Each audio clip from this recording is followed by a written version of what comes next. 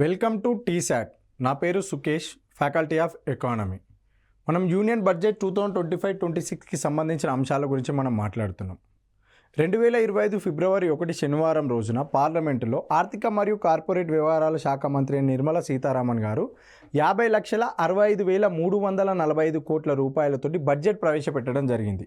ఈ బడ్జెట్లో భాగంగా ఏ మంత్రిత్వ శాఖకి ఎన్ని నిధులు కేటాయించారు, ఏ పథకాలకు ఎన్ని నిధులు కేటాయించారు అనేది పదే పదే మనకు తరచుగా గ్రూప్ 2లో కానీ గ్రూప్ 3లో కానీ అడుగుతున్న ప్రశ్నలు. అది రీసెంట్గా జరిగిన టీజీపీఎస్సీ గ్రూప్ 3 ఎగ్జామ్లో కానీ గ్రూప్ 2లో ఎగ్జామ్లో కానీ బడ్జెట్లో సంబంధించిన ఏ శాఖకి ఎంత కేటాయించారు, రక్షణ శాఖకి ఎంత కేటాయించారు, వ్యవసాయ శాఖకి ఎన్ని నిధులు కేటాయించారు, విద్యాశాఖకి ఎన్ని నిధులు కేటాయించారు అనే ప్రశ్నలు గ్రూప్ 2 గ్రూప్ 3 ఎగ్జామ్లో రావడం జరిగింది. వాటికి సంబంధించిన సమాచారాన్ని కూడా ఒకసారి మనం చూస్తే నెక్స్ట్ 50,65,345 కోట్లు అనేది మన కేంద్ర వార్షిక బడ్జెట్. వార్షిక అంటే సంవత్సరం అంటే ఏ ఆర్థిక సంవత్సరము?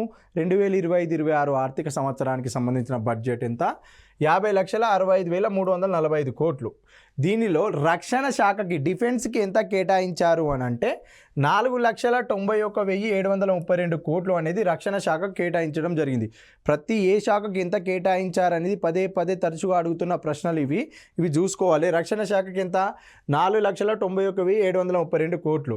గ్రామీణాభివృద్ధికి, రూరల్ డెవలప్మెంట్కి ఎంత? 2,66,817 కోట్ల రూపాయలు రూరల్ డెవలప్మెంట్కి కేటాయించడం జరిగింది. అదేవిధంగా హోంశాఖకి ఎంత కేటాయించారు?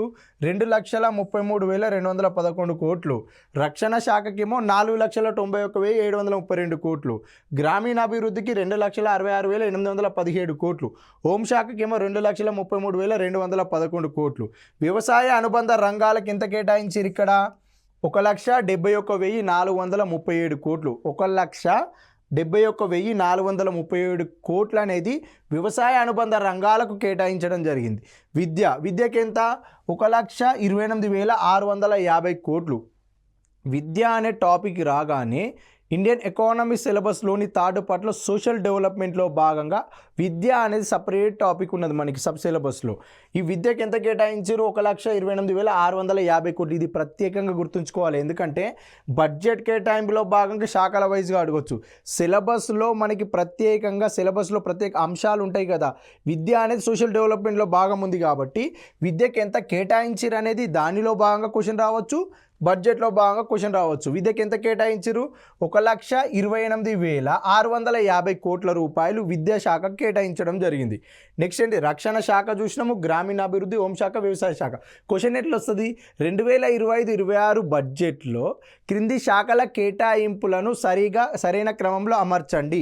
ఇటు సైడ్ రక్షణ శాఖ, గ్రామీణాభివృద్ధి, హోంశాఖ, వ్యవసాయ, విద్య, ఇట్లా 5 ఇటు సైడ్ ఇచ్చి, ఇటు సైడ్ ఏమో వీటిని ఈ విలువలు ఉన్నాయి కదా. ఇప్పుడు 4,91,732 కోట్లను ఇక్కడ ఇచ్చి 1,71,437 కోట్లను ఇక్కడ ఇచ్చి వీటిని జతపరచండి అనే, లేదా సరైన వరుస క్రమంలో అమర్చండి, లేదా ఇలాంటి క్వశ్చన్స్ వస్తాయి. కాబట్టి ఏ శాఖకి ఎన్ని కేటాయింపులు అనేది మనం చూసుకోవాలి. నెక్స్ట్ ఏంటిది? అదేవిధంగా ఆరోగ్యం, హెల్త్ సెక్టార్కి ఎంత కేటాయించారు? దీంట్లో 98,311. ఇప్పుడు ఇంతసేపు మనం ఏదైతే సోషల్ డెవలప్మెంట్ అనే టాపిక్ అంటున్నాం చూడు, థర్డ్ పార్ట్లో ఇండియన్ ఎకానమీలో issues of development and change అనే థర్డ్ పార్ట్ సిలబస్ ఉంది కదా. దానిలో సోషల్ డెవలప్మెంట్లో హెల్త్ సెక్టార్ అనేది సపరేట్ మనకి సబ్ సిలబస్ అన్నట్టు. సోషల్ డెవలప్మెంట్లో భాగంగా ఒక సిలబస్ ఏమిటిది? ఆరోగ్యానికి ఎంత కేటాయించారు? 98,311 కోట్లు. బడ్జెట్లో భాగంగా అడగవచ్చు క్వశ్చన్ ఇది. అక్కడ థర్డ్ పార్ట్లో భాగంగా సోషల్ డెవలప్మెంట్లో భాగంగా ఆరోగ్యంలో ఎంత కేటాయించారు 2025-26 బడ్జెట్లో అంటే 98,311 కోట్లు. ఇది చూసుకోవాలి. నెక్స్ట్ ఏంటిది? పట్టణాభివృద్ధికి ఎంత? అర్బన్ డెవలప్మెంట్కి 96,777 కోట్లు. చూసుకోవాల్సిన అంశాలన్నీ ఇవి పదే గుర్తుపెట్టుకోవాలి, ఎందుకంటే పదే తరచుగా అడుగుతున్న ప్రశ్నలు ఇవి. ఐటీ అండ్ టెలికాంకి ఎంత? 95,298 కోట్లు అనేది ఐటీ టెలికాంకి కేటాయించారు. విద్యుత్కి ఎంత కేటాయించారు బడ్జెట్లో 2025-26 బడ్జెట్లో అంటే 81,174 కోట్లు అనేది విద్యుత్కు కేటాయించడం జరిగింది. అదేవిధంగా వాణిజ్యము, పరిశ్రమలు 65,553 కోట్లు అనేది వాణిజ్యము మరియు పరిశ్రమలకి, ట్రేడ్ మరియు ఇండస్ట్రీస్కి ఎంత కేటాయించారు? 65,553 కోట్ల రూపాయలు కేటాయించడం జరిగింది. విద్యుత్కు 81,174 కోట్లు. బాగా గుర్తుంచుకోరు, సిలబస్లో మనకు బడ్జెట్ కేటాయింపులో భాగంగా ఏ శాఖకు సంబంధించిన సిలబస్లో అత్యధిక అంశాలు పదే పదే వినిపిస్తాయో ఆ క్వశ్చన్లు పదే పదే పడతాయి. వ్యవసాయము కానీ, ఇండస్ట్రీస్ కానీ, ట్రేడ్ కానీ, డిఫెన్స్ సెక్టార్కి సంబంధించి ఈ మధ్యలో క్వశ్చన్స్ అడగడం జరుగుతుంది. సిలబస్లో ఉన్న ప్రతి అంశం పైన బడ్జెట్ కేటాయింపులు ఉంటాయి చూడండి, అవి మనం పదే పదే చూసుకోవాలి. ఇప్పుడు సోషల్ డెవలప్మెంట్లో భాగంగా సామాజిక సంక్షేమం కూడా ఉంటుంది. వెల్ఫేర్ స్కీమ్స్ అని కూడా మనకి సిలబస్లో పొందుపరిచారు. ఇక్కడ సామాజిక సంక్షేమానికి ఎంత ఇస్తున్నాం, ఇక్కడ 60,052 కోట్లు. సామాజిక సంక్షేమంలో భాగంగానే పెన్షన్స్ పథకాలు ఇవ్వడం జరుగుతుంది కేంద్ర ప్రభుత్వం. ఈ సామాజిక సంక్షేమానికి సోషల్ వెల్ఫేర్కి ఎంత 60,052 కోట్ల రూపాయల కేటాయింపులు చేయడం జరిగింది. ఆరోగ్యం ఏమో 98,311, పట్టణాభివృద్ధి 96,777 కోట్లు, ఐటీ టెలికాం ఏమో 95,238 కోట్లు, విద్యుత్కేమో 81,174 కోట్లు, వాణిజ్యం పరిశ్రమలకేమో 65,553 కోట్లు, సామాజిక సంక్షేమం వెల్ఫేర్ కోసమేమో 60,052 కోట్ల రూపాయలను కేటాయించడం జరిగింది. నెక్స్ట్ ఏంటిది, అదేవిధంగా ఏ శాఖకి ఎంత అనే ఇంతసేపు మాట్లాడుకున్నాం కదా, 150 కేంద్ర పథకాలకు బడ్జెట్లో 150 కేంద్ర పథకాలకు బడ్జెట్లో కీలక కేటాయింపులు ఏ విధంగా చేయడం జరిగింది. 150 కేంద్ర పథకాలంట, సెంట్రల్ స్పాన్సర్డ్ స్కీమ్స్, వీటిలో ఏ ఏ పథకానికి ఎంత కేటాయించారు.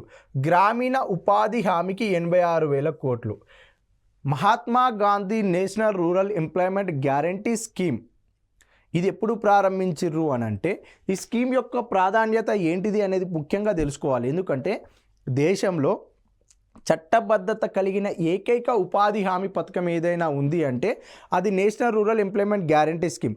2005లో చట్టరూపం దాల్చి 2006 నుండి అమలు చేయబడి 2009లో పేరు మార్చబడిన Mahatma Gandhi national rural employment guarantee స్కీమ్లో భాగంగా 2025-26లో బడ్జెట్లో ప్రత్యేకంగా పొందుపరిచిన అంశం ఏంటిది అని అంటే ఆ పథకంకు 86,000 కోట్ల రూపాయలు కేటాయించడం జరిగింది.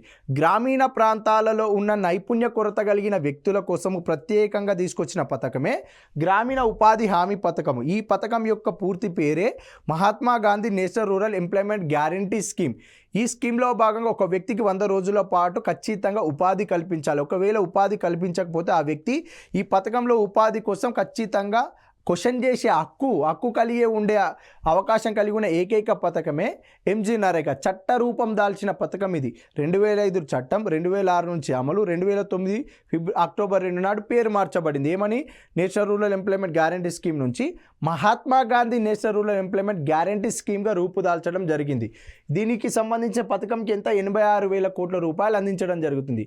ఒక రోజు వేతనంకు అత్యధిక వేతనం అందిస్తున్న రాష్ట్రం హర్యానా, రెండవ రాష్ట్రము సిక్కిము. ఈ రాష్ట్రాల వరుస క్రమాలు కూడా మనం చూసుకోవాలి. మన తెలంగాణలో అయితే ఒక రోజు వేతనానికి 300 రూపాయలు ఇవ్వడం జరుగుతుంది ప్రస్తుతం ఈ స్కీమ్లో భాగంగా. అదేవిధంగా పిఎం సడక్ గ్రామ్ సడక్ యోజనకు 19,000 కోట్ల రూపాయలు. 2000 సంవత్సరంలో ప్రారంభించబడిన ప్రధానమంత్రి గ్రామ్ సడక్ యోజన పథకానికి ఎంత 19,000 కోట్ల రూపాయలు కేటాయించడం జరిగింది. అదేవిధంగా జాతీయ గ్రామీణ ఉపాధి మిషన్కి ఎంత 19,000 కోట్లు. నేషనల్ రూరల్ లైవ్లీహుడ్ మిషన్ ఎంత 19,000 కోట్ల రూపాయలు కేటాయించడం జరిగింది. వాటర్ షెడ్ అభివృద్ధికి ఎంత 2,505 కోట్లు. వాటర్ షెడ్ అభివృద్ధి అంటున్నాం. వాటర్ షెడ్ అభివృద్ధి దేనికోసము, దేశంలో ఎక్కడైనా ఎడారి ప్రాంతాలుగా మారే ప్రాంతాలు ఉంటాయో లేకుంటే కమాండ్ ఏరియా డెవలప్మెంట్ ప్రోగ్రామ్ లాంటి స్కీములు ఉంటాయో ఈ స్కీమ్లలో భాగంగా వర్షాచాయ ప్రాంతాలు, వర్షాలు పడని ప్రాంతాలలో వర్షం రావాలి అంటే చెట్లను పెంచాలి. అదేవిధంగా ఆ ప్రాంతాలలో పంటలు పండాలి అని అంటే వాటర్ స్టోర్ చేయడం కోసం అక్కడికి వాటర్ ఛానల్స్ తీసుకురావాలి. తీసుకొచ్చి అక్కడ వాటర్ షెడ్లను ఏర్పాటు చేయాలి. వాటర్ షెడ్లను ఏర్పాటు చేసి ఆ చుట్టుపక్కల ప్రాంతాలలో పంటలు పండించే వెసులుబాటు కల్పించడం కోసం వాటర్ షెడ్ అభివృద్ధి కార్యక్రమాలు చేపట్టడం జరిగింది. వాటి కోసం బడ్జెట్లో ఎంత కేటాయించారు, 2,505 కోట్ల రూపాయలను కేటాయించడం జరిగింది. అదేవిధంగా ప్రధానమంత్రి కృషి వికాస్ యోజనకి ఎంత 8,500 కోట్ల రూపాయలను కేటాయించారు. అదేవిధంగా ఆయుష్ మిషన్కు ఎంత కేటాయించారు, 1,275 కోట్లు. కేంద్ర బడ్జెట్లో ఏ పథకానికి ఎంత కేటాయించారు, కింది వాటిలో సరైన వాటిని గుర్తించండి అనే క్వశ్చన్ వస్తే నేషనల్ రూరల్ ఎంప్లాయ్మెంట్ గ్యారంటీ స్కీమ్కి ఎంత 86,000 కోట్లు. పిఎం గ్రామ్ సడక్ యోజనకి 19,000 కోట్లు. జాతీయ గ్రామీణ జీవనోపాధి మిషన్కి ఎంత 19,000 కోట్లు. వాటర్ షెడ్ అభివృద్ధికి ఎంత 2,505 కోట్లు. అదేవిధంగా కృషి వికాస్ యోజనకి ఎంత 8,500 కోట్లు. ఆయుష్ మిషన్కి ఎంత 1,275 కోట్లు. ఈ అంశాలు చూసుకోవాలి. నెక్స్ట్ అంశం ఏంటిది అని అంటే సమగ్ర శిక్ష యోజనకి ఎంత. సమగ్ర శిక్ష యోజనకి ఎన్ని నిధులు కేటాయించారు అంటే 41,250 కోట్లు. 0 నుండి 12 తరగతి వరకు అంటే ప్రైమరీ స్కూల్ నుంచి 12వ తరగతి వరకు స్కూల్ ఎడ్యుకేషన్కి సంబంధించిన అన్ని రకాల సౌకర్యాలను చూసుకునేదే సమగ్ర శిక్ష యోజన. ఈ సమగ్ర శిక్ష యోజనలో భాగంగా 12వ తరగతి లోపు విద్యార్థులన్నిటికీ సౌకర్యాలు కల్పించేందుకోసం సమగ్ర శిక్ష యోజన పథకాన్ని తీసుకురావడం జరిగింది. ఈ పథకానికి ఎన్ని నిధులు కేటాయించారు? 41,250 కోట్ల కేటాయింపులు చేయడం జరిగింది. మనం ప్రతి పథకానికి సంబంధించిన వివరణను మనం ఇండియన్ ఎకానమీ సిలబస్లో భాగంగా మనం ప్రతి అంశాన్ని మనం మాట్లాడుకున్నాం. ఇక్కడ కేటాయింపుల గురించి మాట్లాడుతున్నాం కాబట్టి జస్ట్ ఓవర్వ్యూ మాత్రమే ఉంటుంది. నెక్స్ట్ పోషణ్ శక్తికి ఎంత? 12,500 కోట్లు. పోషణ్ శక్తిలో భాగంగా మధ్యాహ్న భోజన పథకం రావడం కానీ, పిఎం పోషణ్ 2.0 కానీ ఈ పథకాలకి ఎంత? 12,500 కోట్ల రూపాయలను కేటాయించడం జరిగింది. ఎప్పుడు? 2025-26 బడ్జెట్లో. పిఎం స్కూల్ రైజింగ్కి ఎంత? 7,500 కోట్లను కేటాయించారు 2025-26 బడ్జెట్లో. ఈ స్కీమ్ ప్రత్యేకంగా మాట్లాడుకోవాలి, ఎందుకంటే మనకి సోషల్ డెవలప్మెంట్లో భాగంగా ఈ స్కీమ్ గురించి మనకు డీటెయిల్గా మాట్లాడుకోవాలి. Third part issues of development and చేంజ్లో భాగంగా పిఎం స్కూల్ ఫర్ రైజింగ్కి 7,500 కోట్లు కేటాయించారు. ఈ స్కీమ్ ఏంటి, దీని ఉద్దేశం ఏంటి, మన సిలబస్లో మాట్లాడుకుందాం. ఇక్కడ కేటాయింపులు మాత్రమే మనం మాట్లాడుతున్నాం. ఆరోగ్య వ్యవస్థల బలోపేతానికి 30,000 కోట్ల రూపాయలంట. ఆరోగ్య వ్యవస్థల బలోపేతానికి ఎంత? 30,000 కోట్ల రూపాయలు కేటాయించడం జరిగింది. అదేవిధంగా ఆరోగ్య రంగంలో మౌలిక సదుపాయాలకు 7,000 కోట్లు. ఆరోగ్య వ్యవస్థలో బలోపేతం చేయడం కోసం 30,000 కోట్లు. ఆరోగ్య రంగంలో మౌలిక వసతులు ఉంటాయి కదా, ఎక్విప్మెంట్స్ కావాలి కదా, మిషన్స్ కావాలి కదా. ఇప్పుడు డయాలసిస్ సెంటర్ల కోసం, డయాలసిస్ పేషెంట్ల కోసం డయాలసిస్ సెంటర్లు, అక్కడ వాడే మిషన్స్ ఉంటాయి కదా. ఇట్లా హెల్త్ సెక్టార్లలో మౌలిక సదుపాయాల కోసం ప్రత్యేకంగా ఎక్విప్మెంట్స్ కోసం ఎంత? 7,000 కోట్లు కేటాయించడం జరుగుతుంది. అదేవిధంగా ఆయుష్ మిషన్కి ఎంత? 1,275 కోట్లు. మనకి ప్రతి స్కీమ్కి సంబంధించిన వివరణ ఉంటుందండి, అది డీటెయిల్గా చదువుకోవాలి. ఆ డీటెయిల్గా చదువుకునే అంశాలతో పాటు ఒక ఆప్షన్ ఏమి ఇస్తుందంటే 2025-26 బడ్జెట్లో ఈ ఆయుష్ మిషన్కి ఎంత కేటాయించారు? 1,275 కోట్ల రూపాయలు కేటాయించారు. ఇది కూడా యాడ్ చేస్తుంది. ప్రస్తుతం క్వశ్చన్ పేపర్ యొక్క ప్యాటర్న్ ఏ విధంగా మారిందంటే, ఒకటి బ్యాక్గ్రౌండ్ అది ఎప్పుడు ప్రారంభించారు ఉంటుంది, 2025-26 బడ్జెట్లో ఏ విధంగా పేర్కొన్నారు కేటాయింపులు ఉంటుంది, ఒకటి దానికి సంబంధించిన పూర్తి వివరకు సంబంధించిన అంశం ఉంటుంది. అంటే ప్రతి స్కీమ్కి సంబంధించిన డీటెయిల్డ్గా మనం చూడాల్సిందే. దానిలో భాగంగా ఎకానమిక్ పాయింట్ ఆఫ్ వ్యూలో బడ్జెట్లో కేటాయింపులు ఏ విధంగా ఇచ్చారు, ఈ అంశాలు చూసుకోవాలి. వెల్ఫేర్లో భాగంగా చదివే స్కీమ్స్ వేరు, ఎకానమీ బడ్జెట్లో భాగంగా చూసుకునే స్కీమ్స్ వేరు. వెల్ఫేర్ని బడ్జెట్ని రెండు కలిపి చదువుతూనే క్వశ్చన్లో ఆన్సర్ పెట్టడానికి స్కోప్ ఎక్కువ ఉంటుంది. ప్రజెంట్ ఇప్పుడు జరుగుతున్న క్వశ్చన్ పేపర్ ప్యాటర్న్లు ఇట్లనే ఉన్నాయి. కేటాయింపులు ఎంత, సంక్షేమంలో భాగంగా పథకం వచ్చింది ఏ ఇయర్, ఎవరి కోసం ముఖ్య ఉద్దేశం, ఇలాంటి అంశాలపైన మనకు అవగాహన ఉండాలి. నెక్స్ట్ ఏంటిదంటే ఆయుష్మాన్ భారత్కి ఎంత? 9,600 కోట్లను కేటాయించడం జరిగిందంట ఆయుష్మాన్ భారత్కి. ఈ ఆయుష్మాన్ భారత్లో భాగంగానే ఇప్పుడు మనకి ఇక రాజీవ్ ఆరోగ్యశ్రీ పథకం అని మాట్లాడుతూ తెలంగాణ ప్రభుత్వము రాజీవ్ ఆరోగ్యశ్రీ పథకం కింద అర్హత కలిగిన బీపీఎల్ కుటుంబాలకి దిగువన ఉన్న ప్రతి ఒక్క లబ్ధిదారుడికి 5 లక్షల నుండి 10 లక్షల వరకు ఆరోగ్య బీమా కల్పించడం జరుగుతుంది అని చెప్పి తెలంగాణ ప్రభుత్వం తీసుకొచ్చింది కదా. ఏంటిది అది? రాజీవ్ ఆరోగ్యశ్రీ. ఇది ఆయుష్మాన్ భారత్లో భాగంగానే భారతదేశంలో ఉన్న అందరికీ మనకేమంది హెల్త్ ఇన్సూరెన్స్ ఇవ్వడం జరుగుతుంది. ఈ హెల్త్ ఇన్సూరెన్స్ కోసమే 9,600 కోట్ల కేటాయింపు అనేది బడ్జెట్లో జరిగింది. ఇక్కడ 2025-26 బడ్జెట్లో కేటాయింపులు ఎంత? 9,600 కోట్లు. పోలీసు ఆధునికీకరణ కోసము 4,069 కోట్లు. అంటే పోలీస్ స్టేషన్స్ని మాడిఫై చేయడం కోసము, కూలిపోయిన భవంతులు ఉంటే కొత్తగా నిర్మించడం కోసము, వారికి కావాల్సిన సౌకర్యాలు, వారికి కావాల్సిన వెహికల్స్ కోసము 4,069 కోట్లు కేటాయించడం జరుగుతుంది బడ్జెట్లో. ప్రధానమంత్రి ఆవాస్ యోజన అర్బన్ కానీ రూరల్ కానీ, రూరల్లో భాగంగా అర్బన్లో భాగంగా ఇప్పుడు అర్బన్లో 19,794 కోట్లు. ప్రధానమంత్రి ఆవాస్ యోజన అర్బన్ పట్టణ ప్రాంతాలలో గృహాలను నిర్మించడం కోసము 2025-26 బడ్జెట్లో ఎన్ని కేటాయించారు? 19,794 కోట్లు కేటాయించారు. అదే రూరల్ ప్రాంతాలలో, గ్రామీణ ప్రాంతాలలో గృహాలను నిర్మించడం కోసము 54,832 కోట్లను కేటాయించారంట. బాగా గుర్తుంచుకోవాలి. అర్బన్కి ఎంత, రూరల్కి ఎంత, ఇవి కన్ఫ్యూజ్ అవుతాం. ఇక్కడ అర్బన్ ప్రాంతాలలో గృహాలను నిర్మించడం కోసము ఎవరైతే బీపీఎల్కి దిగువన ఉన్న పేద ప్రజలు ఉంటారో వారికి నివాసం ఏర్పాటు చేయడం కోసము ప్రభుత్వము కల్పించే గృహాలు ఉంటాయి కదా, ఈ గృహాలు నిర్మించే గృహాల కోసము 19,794 కోట్లను కేటాయించడం జరుగుతుంది 2025-26 బడ్జెట్లో అని చెప్పి ఆర్థిక శాఖ మంత్రి అయిన నిర్మలా సీతారామన్ గారు ప్రసంగంలో పేర్కొనడం జరిగింది.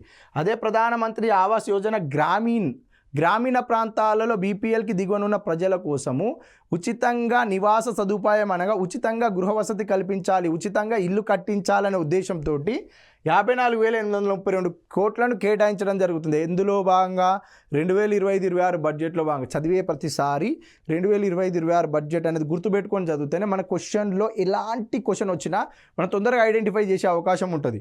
అమృత్కి 10,000 కోట్ల రూపాయలు, అమృత్ పథకంలో భాగంగా ఎన్ని వేల కోట్లు కేటాయించడం జరిగింది, 10,000 కోట్ల రూపాయలు కేటాయించారు. అదేవిధంగా స్వచ్ఛ భారత్ మిషన్ అర్బన్కి ఎంత 5,000 కోట్లు అంట. స్వచ్ఛ భారత్ మిషన్లో భాగంగా 5,000 కోట్ల రూపాయలు కేటాయించారు. స్వచ్ఛ భారత్ మిషన్ గ్రామీణ, ఇక్కడ అర్బన్ పట్టణ ప్రాంతాల్లో స్వచ్ఛ భారత్ పథకంలో భాగంగా అమలు చేయబడే ఏ కార్యక్రమం అయినా 2025-26 బడ్జెట్లో 5,000 కోట్లు కేటాయించడం జరుగుతుంది. అదేవిధంగా స్వచ్ఛ భారత్ మిషన్లో భాగంగా రూరల్ ఏరియాలో చేసే కార్యక్రమాల కోసము 7,192 కోట్ల రూపాయలను కేటాయించడం జరుగుతుందని చెప్పి 2025-26 బడ్జెట్లో పేర్కొనడం జరిగింది. నెక్స్ట్ అంశం ఏంటిది అని అంటే అర్బన్ ఛాలెంజ్ ఫండ్. 10,000 కోట్ల రూపాయలు. మనం ఆల్రెడీ అర్బన్ ఛాలెంజ్ ఫండ్ గురించి ఒక దగ్గర ప్రస్తావించినాం.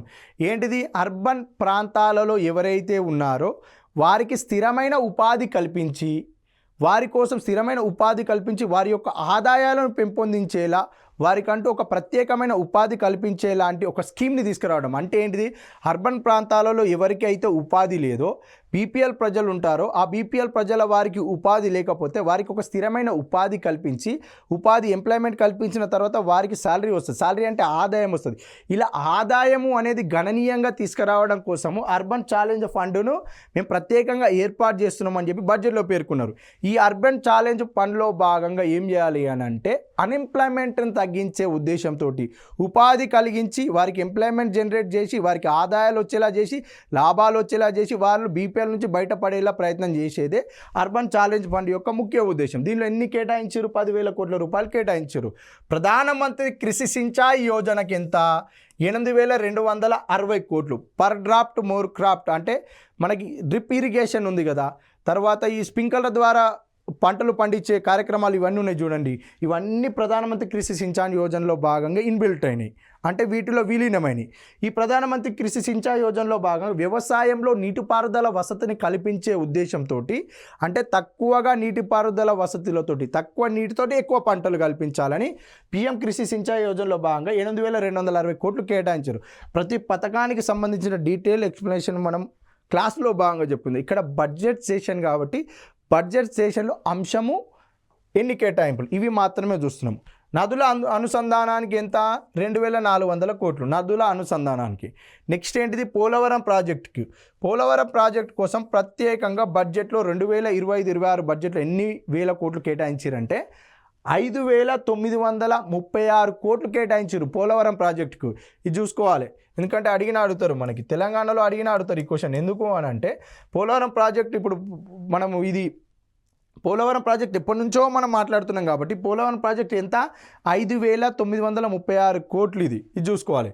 జల్ జీవన్ మిషన్ గ్రామీణ తాగునీటి కోసం జల్ జీవన్ మిషన్లో భాగంగా 67,000 కోట్ల రూపాయలను కేటాయించడం జరుగుతుంది. తెలంగాణలో అయితే మిషన్ భగీరథ, ఇంటింటికి మంచినీరు అని చెప్పి ఒక కార్యక్రమం తీసుకొచ్చారు కదా. భారతదేశం మొత్తంలో భాగంగా జల్ జీవన్ మిషన్లో భాగంగా ఇంటింటికి తాగునీటిని సదుపాయం కల్పించే కార్యక్రమమే జల్ జీవన్ మిషన్, గ్రామీణ తాగునీటి కార్యక్రమం ఇది. ఈ జల్ జీవన్ మిషన్లో భాగంగా వచ్చే నిధులకు జత చేసి తెలంగాణ ప్రభుత్వం కొన్ని నిధులు అటాచ్ చేసి మిషన్ భగీరథ స్కీమ్ని తీసుకురావడం జరిగింది. ఈ జల్ జీవన్ మిషన్లో భాగంగా ఎన్ని నిధులు కేటాయించారు, 67,000 కోట్లు. భారతదేశంలో ఉన్న అన్ని గ్రామీణ ప్రాంతాలలో ఉన్న నివాస ప్రాంతాలకు తాగునీటి సౌకర్యాన్ని కల్పించడం కోసం తీసుకొచ్చిన స్కీమే జల్ జీవన్ మిషన్. దీనికి ఎంత 67,000 కోట్లు కేటాయించారంట. నెక్స్ట్ అదేవిధంగా పన్ను మినహాయింపుల కోసం 22,000 కోట్లు అంట. పన్ను మినహాయింపులు మనం ఆల్రెడీ మాట్లాడుకుంటాం. ఇన్కమ్ ట్యాక్స్ యొక్క పరిధి 12 లక్షల రూపాయల ఆదాయం వరకు సంపాదించిన సంవత్సరానికి 12 లక్షల రూపాయల వరకు ఆదాయం సంపాదించిన వారికి ఎలాంటి ఇన్కమ్ ట్యాక్స్ లేదు. అదేవిధంగా స్టాండర్డ్ డిడక్షన్ ఎంత 75,000 రూపాయల వరకు ప్రామాణిక వర్తింపు కూడా చేయించడం జరిగింది. అంటే దీని వలన ఎంత పన్ను మినహాయింపులు ఎంత వచ్చినాయి 22,000 కోట్లు. ఇంతకుముందు 12 లక్షల రూపాయల వరకు ఆదాయం ఉంటే 2024-25 బడ్జెట్లో 80,000 రూపాయల ట్యాక్స్ కట్టాల్సి వచ్చేది. ఎవరు? ఇన్కమ్ ట్యాక్స్ వ్యక్తులు. ఇప్పుడు 12 లక్షల వరకు ఉంటే ఆదాయ పన్ను లేదు కదా. ఈ పన్ను మినహాయింపుల కోసం ఎంత కేటాయించారు ఇక్కడ? 22,000 కోట్లు పన్ను మినహాయింపుల కోసం సపరేట్ బడ్జెట్లో కేటాయించడం జరిగింది. అదేవిధంగా నెక్స్ట్ రక్షణ పరిశోధనలు ఇప్పుడు డిఆర్డిఓ ఉంది, డిఫెన్స్ రీసెర్చ్ డెవలప్మెంట్ ఆర్గనైజేషన్ ఉంది, డిఆర్డిఎల్ ఉన్నాయి. ఈ పరిశోధన చేయాలి. ఇస్రో ఉన్నది, ఈ ఇండియన్ స్పేస్ రీసెర్చ్ ఆర్గనైజేషన్. వీటి కోసం సపరేట్గా బడ్జెట్ కేటాయించాలి కదా. ఈ రక్షణ పరిశోధనల కోసం ఎంత? 14,924 కోట్లు కేటాయించడం జరిగింది రక్షణ పరిశోధనలకు. అదేవిధంగా విమానాలు ఏరో ఇంజన్లకు ఎంత? 48,614 కోట్లు. రక్షణ పరిశోధనలు అంటేనేమో మనకి డిఫెన్స్ సెక్టార్లో భాగంగా ఉపయోగించే విమానాల విడిభాగాలు తయారు చేయడము, అదేవిధంగా ఇస్రో శాటిలైట్స్ ఉంటాయి కదా, శాటిలైట్స్ తయారు చేయడం కోసం ఖర్చులు, అదేవిధంగా కమ్యూనికేషన్ శాటిలైట్స్ కానీ లేకుంటే అదేవిధంగా ఎర్త్ అబ్జర్వేషన్ శాటిలైట్స్ తయారు చేయాలన్నా, రాకెట్లు తయారు చేయాలన్నా, ఇంజన్లు తయారు చేయాలన్నా, ఇంధనాన్ని తయారు చేయాలన్నా బడ్జెట్ కావాలిగా. ఆ బడ్జెట్ ఏమో 14,924. విమానాలు ఏరో ఇంజన్లు సపరేట్ వీటి కోసమేమో 48,614 కోట్లు. రక్షణ నిర్మాణాలకు ఎంత? 11,452 కోట్లు.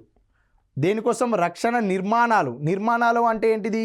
వాటి యొక్క భవనాలు ఉంటాయి కదా, రక్షణ నిర్మాణాల కోసం సపరేట్గా. ఆ రక్షణ నిర్మాణాల కోసం 11,452 కోట్లు. ఇప్పుడు డిఆర్డిఏ ఉంది, డిఆర్డిఓ ఉంది, డిఆర్డిఎల్ ఉంది, సపరేట్ ఒక వ్యవస్థ కదా ఈ వ్యవస్థ. వాటి సరౌండింగ్లో ఎవ్వరు ఉండరు, వాటి భవనాలు మాత్రమే ఉంటాయి. ఇలాంటి రక్షణ నిర్మాణాల కోసం 11,452 కోట్లు. నావెల్ ఫ్లీట్ కోసం ఎంత? 24,931. అంటే సముద్రానికి సంబంధించిన వ్యవస్థ కోసమేమో 24,931 కోట్లు.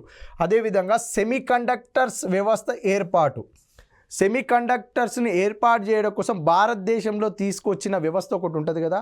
ఆ సెమీకండక్టర్ వ్యవస్థ ఇప్పుడు గుజరాత్ ఉంది, అహ్మదాబాద్లో సెమీకండక్టర్స్ కోసం ఇక్కడ తయారీ చేయడం జరుగుతుందని చెప్పి మనం పేర్కొంటున్నాం అప్పుడప్పుడు.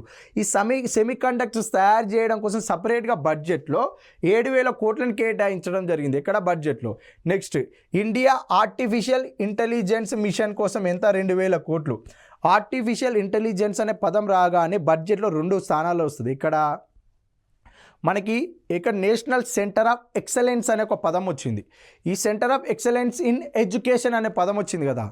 సెంటర్ ఆఫ్ ఎక్సలెన్స్ ఇన్ ఎడ్యుకేషన్లో భాగంగా ఆర్టిఫిషియల్ ఇంటెలిజెన్స్ కోసం ప్రత్యేకంగా కొన్ని నిధులు మేము కేటాయిస్తున్నామని చెప్పి మనకి ఈ 2025-26 బడ్జెట్లో పేర్కొన్నారు కదా. ఈ artificial intelligence in education, national centre of excellence in education అంటున్నాం కదా. ఎడ్యుకేషన్లో తీసుకొచ్చేది ఆర్టిఫిషియల్ ఇంటెలిజెన్స్.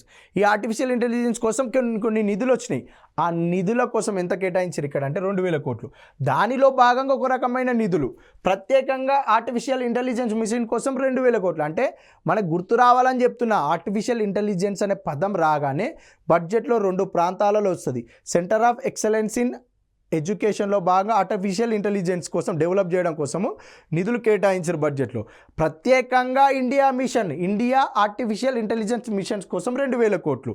అదేవిధంగా మెట్రో ప్రాజెక్టుల కోసం ఎంత అంటే 31,239 కోట్లను కేటాయించారు. దేనికోసము? మెట్రో ప్రాజెక్టుల కోసము 31,239 కోట్లను కేంద్ర బడ్జెట్ అయిన 2025-26లో కేటాయించడం జరుగుతుందని చెప్పి ఆర్థిక శాఖ మంత్రి అయిన నిర్మలా సీతారామన్ గారు తన ప్రసంగంలో పేర్కొనడం జరిగింది.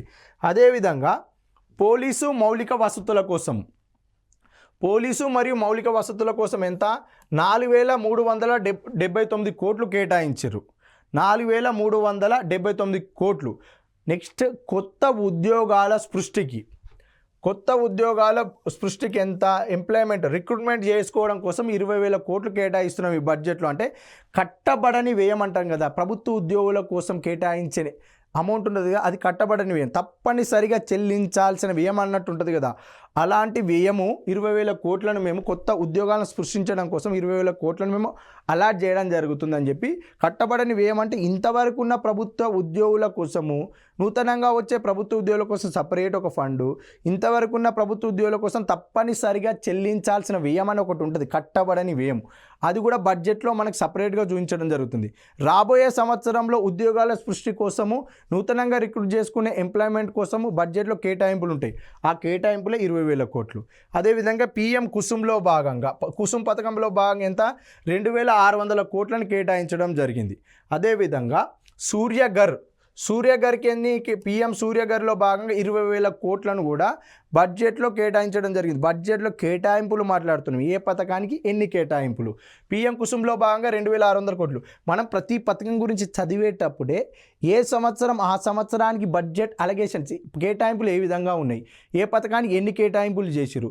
పిఎం కుసుమ్లో భాగంగా 2025-26 బడ్జెట్లో ఎన్ని 2,600 కోట్లను కేటాయించారు. పిఎం కుసుమ్ పథకం ఎప్పుడు ప్రారంభమైంది, దాని యొక్క ముఖ్య ఉద్దేశం ఏంటి, దాని యొక్క బాడీ స్ట్రక్చర్ ఏంటిది, ఏ విధంగా ఆ పథకం యొక్క ఇంప్లిమెంటేషన్ ఏ విధంగా ఉంది, ఇది మొత్తం చదువుకోవాలి. దానికి ముందు అలొకేషన్, లేకుంటే లాస్ట్కైనా ప్రస్తుత ఆర్థిక సర్వే ప్రకారం ఎలాంటి మార్పులు వచ్చినాయి, బడ్జెట్లో ఎన్ని కేటాయింపులు ఇచ్చి, ఇది ఖచ్చితంగా నేర్చుకోవాల్సిన అంశం. ఎందుకంటే ప్రస్తుతం జరుగుతున్న ఎగ్జామ్లలో దాని యొక్క నేపథ్యము, ముఖ్య ఉద్దేశము, ఎప్పుడు ప్రారంభం, బడ్జెట్లో కేటాయింపులు, ఆర్థిక సర్వేలో ఏమైనా మార్పులు వచ్చినాయి, ఈ ఆప్షన్స్ వస్తున్నాయి. 6 ఆప్షన్స్ లేదా 4 ఆప్షన్స్ వస్తున్నాయి. ఈ ప్రతిదీ గుర్తుపెట్టుకోవాలి. నెక్స్ట్, పేదలకు ఎల్పిజి కనెక్షన్లకు ఎంత, 9,100 కోట్లు. పేదలకు ఎల్పిజి కనెక్షన్లు కోసం ప్రత్యేకంగా ఎన్ని కోట్లు కేటాయించారంటే 9,100 కోట్లు కేటాయించడం జరిగింది. కొత్త రైల్వే లైన్కు ఎంత, కొత్త రైల్వే లైన్కు 32,235 కోట్లు కేటాయించారంట. ఎంత, 32,235 కోట్లు కొత్తగా రైల్వే లైన్లు ఏర్పాటు చేయడం కోసము 2025-26 బడ్జెట్లో పేర్కొన్నారు. ఏ విధంగా, కొత్తగా మేము నిర్మించే రైళ్ల కోసం ప్రత్యేకంగా ఒక బడ్జెట్ కేటాయిస్తున్నాము. ఆ బడ్జెటే 32,235 కోట్లు. డబ్లింగ్కి 32,000 కోట్లు అంట. డబ్లింగ్కి 32,000 కోట్లు కూడా కేటాయించడం జరుగుతుందని చెప్పి పేర్కొన్నారు. నెక్స్ట్ అంశం ఏంటిదంటే, రోలింగ్ స్టాక్కు 45,530 కోట్లు. జాతీయ రహదారులకు 1,70,266 కోట్లు. నేషనల్ హైవేస్ కోసము ప్రత్యేకంగా బడ్జెట్లో 1,70,266 కోట్లు కేటాయించడం జరిగింది. మంత్రిత్వ శాఖ ద్వారా రహదారులకు, అంటే ఇప్పుడు ఇది రోడ్డు మంత్రిత్వ శాఖ ద్వారా, ఇది రెండు సేమే, 1,70,266 కోట్లు. దేని రోడ్డు మంత్రిత్వ శాఖకు అలకాట్ చేసిందే 1,70,266 కోట్లు. ఈ అంశాలు చూసుకోవాలి. సైన్స్ అండ్ టెక్నాలజీలో పరిశోధనల కోసం 20,000 కోట్లు అంట. సైన్స్ అండ్ టెక్నాలజీలో భాగంగా, డిపార్ట్మెంట్ ఆఫ్ స్పేస్లో భాగంగా సైన్స్ అండ్ టెక్నాలజీలో 20,000 కోట్లు కేటాయించడం జరిగింది. అదేవిధంగా ఏకలవ్య మోడల్ స్కూల్స్ కోసం ఎంత, 7,089 కోట్లు కేటాయించారు ఏకలవ్య మోడల్ స్కూల్లో. ఖేలో ఇండియాకు 1,000 కోట్లు అంట. ఖేలో ఇండియాలో భాగంగా 1,000 కోట్ల రూపాయలను మేము 2025-26 బడ్జెట్లో మేము 1,000 కోట్లను ఖేలో ఇండియాకి కేటాయించడం జరుగుతుందని చెప్పి ఆర్థిక శాఖ మంత్రి నిర్మలా సీతారామన్ గారు పేర్కొన్నారు. ఏ రోజు నాడు, 2025 ఫిబ్రవరి 1 శనివారం రోజు నాడు ఆర్థిక మరియు కార్పొరేట్ వ్యవహారాల శాఖ మంత్రి అయిన నిర్మలా సీతారామన్ గారు బడ్జెట్లో 50,65,343 కోట్ల రూపాయలతోటి మనకి బడ్జెట్ ప్రవేశపెట్టి వీటికి కేటాయింపులు ఈ విధంగా కేటాయింపులు ఉంటాయని చెప్పి తన ప్రసంగంలో పేర్కొనడం జరిగింది. Thank you. మరిన్ని వివరాలు బడ్జెట్కి సంబంధించి తర్వాత క్లాస్లో చూద్దాం.